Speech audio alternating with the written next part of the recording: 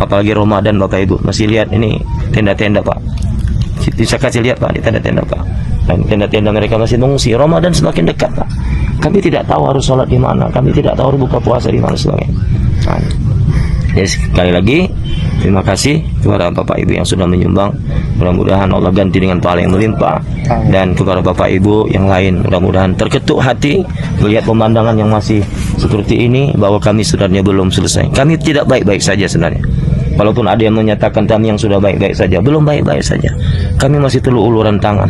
Rumah-rumah masih terdampak banjir, lumpur masih dalam. Kami masih perlu alat bantu untuk menyelesaikan rumah masing-masing. Tidak sanggup kami membuang lumpur sendirian. Tidak sanggup Bapak. Oleh karena itu terima kasih. Mudah-mudahan apa yang saya sampaikan bermanfaat khusus untuk kami.